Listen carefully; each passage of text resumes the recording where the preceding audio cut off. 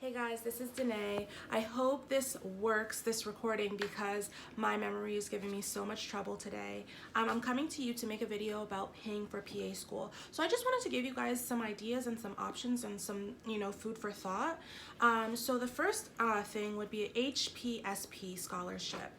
So basically this is, the Navy has one, the Air Force has one, and I am not sure if the Army has one, but I feel like they should have one if the other branches have one. This is a program that pays for your housing, if it pays for your food, and it actually gives you a salary while you're in PA school as an E6. And then if you don't know what an E6 pay would look like, you can go online and look that up. There are military pay scales online. It's public knowledge. And then once you graduate, you're automatically an officer. I think you would be like an O2, and then you owe them 3 years of service. So it's like you automatically graduate with a job as a PA. So this program is super beneficial. I think it's extremely competitive. This is something that I applied for. I created a packet with a recruiter. I went to MEPS. I passed everything. And then I was put on a wait list for the scholarship. There were only 17 scholarships for the entire country. If you are a veteran,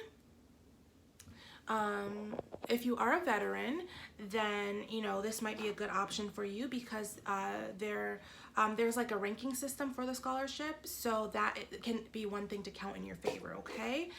So the next thing is living in New York or going to school in New York, and this will apply to a CUNY or SUNY school, and Stony Brook falls into that category of, once you're a New York resident, you get that New York rate. So even if you're not a New York resident right now, after that first year of schooling, you can then become a New York resident and then pay the state rate. My colleague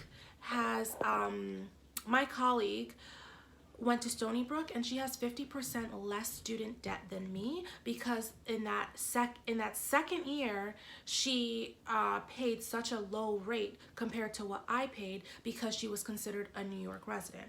Okay, and then if you're from New York, then you might as well just go to a CUNY or SUNY school, save yourself the money, because you're getting the same degree, and then you're going to get out and get a job, and then you're not going to have a lot of debt. So I would definitely recommend looking into New York schools for that reason alone.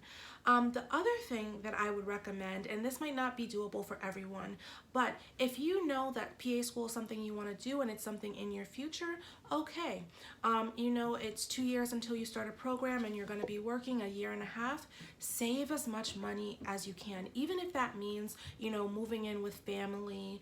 And when I say as much as you can, $30,000 would be ideal, because if you think that you're going to pay $1,000 a month for rent, that is just so beneficial, and that's so helpful, because if you think about it, if you take loans to live, you pay interest to live. So if you save prior to PA school and you can at least afford your rent, that would be very helpful. Another thing would be also having a spouse and seeing if your spouse is agreeable and if their salary can maintain the entire household while you are in school.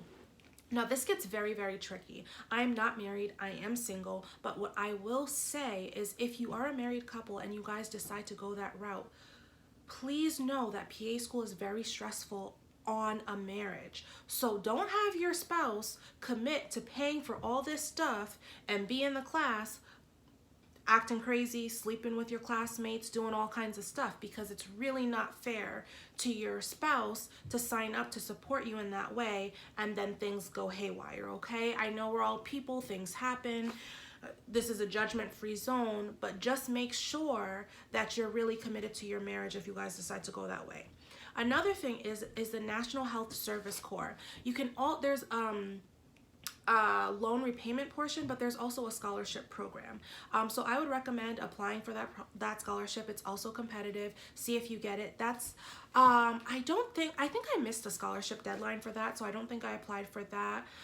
During PA school, the biggest thing you can do is cut your cost of living. So live with your parents, get roommates that are in your program, so that you guys will be on the same schedule. Don't get just like random roommates. Get just get roommates in the same program as you, and because you're on the same schedule, it will work better for your life. Okay. Sorry. All right. And that's pretty much it. Those are my tips of little ways that you can save money. All right, bye guys.